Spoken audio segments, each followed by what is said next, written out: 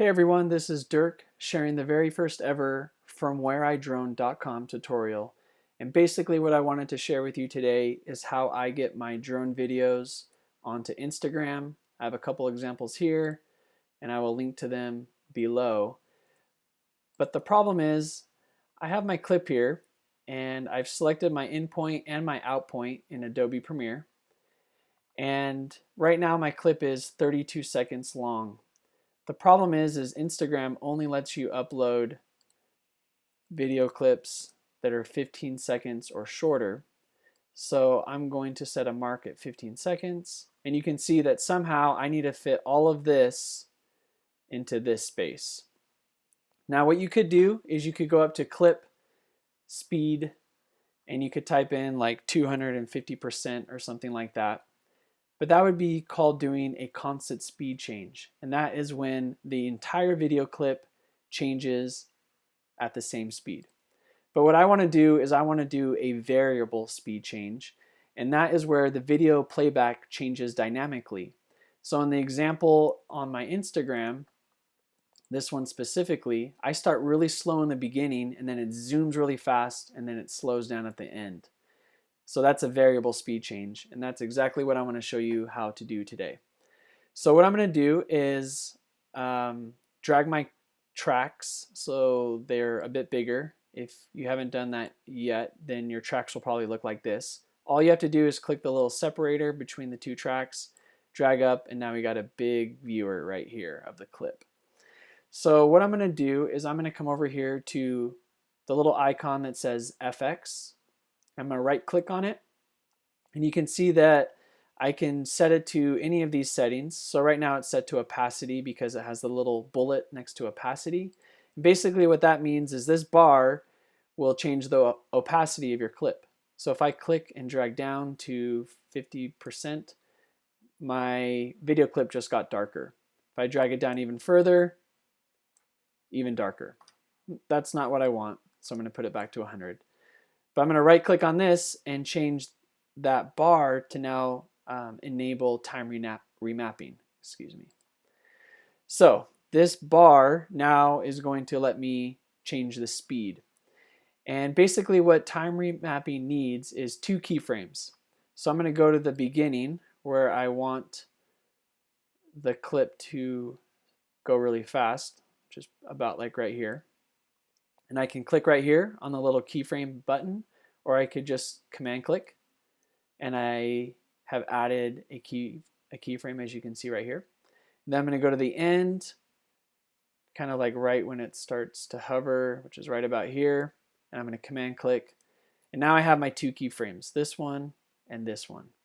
Now the magic comes when I change the position of this bar. So if I drag down on the bar, my clip, as you can see right there, is going to slow down to 30%. But if I drag up, it's going to speed up to, let's see if I can hit it, like 300%. And you can see that took me right about to my 15 seconds. So I'm going to leave it there for now. And basically what happens is the beginning is going to just be real-time playback. But right here in the middle, it starts to get really fast. And then right here at the end, it's going to slow down. So that's looking pretty good, but I want to do one more touch to that, and that is to make the speed change smooth. So right now it's constant speed here at real time, and then it jumps to a really fast speed up here, and then it goes back to real time here. I want to smooth the transition between these 2 points. So what I need to do, I'm going to hit backspace. Excuse me, cut this. I actually don't need that audio, but I'm gonna hit the backspace so I could see the entire clip. And I'm going to drag out these little points here.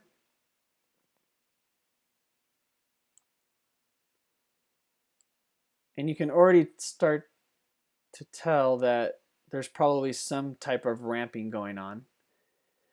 So it goes real time and then starts to get faster and then really fast and then starts to get slower and then back to real time. I'm going to make this even smoother though, and I'm going to click right here and I get these little blue handles or Bezier curves. And here goes my little SCurve. I'm just clicking and dragging, and now I have a smooth transition between real time and the fast playback. And I'm going to click right here to get my blue handlebars. I'm just going to drag these out. I'm clicking and dragging, and now I get a smooth SCurve. And so what that should do is give me a smooth playback as it ramps up. And then watch the waterfall. And then it goes slow again. So it's like gushing, just going really fast, and then it starts to slow down. So that's basically it. I guess I should just briefly mention this. I've gone a little over my 15 seconds. So what I can do is I can just drag this entire section by clicking and moving it. I can drag it, to the right. And you see it's just making it a little bit shorter. And there we go. Now I'm right there at the 15 seconds. So the only other thing I would do to this is I would probably crop out the props that you see up here, and then I would give it a color grade and it would be ready to go. If this was helpful, I would love it if you would let me know, and also feel free to let me know if there's anything else that you would like to know more about with regards to post-production on your videos or photos. Until next time, I'll see you later.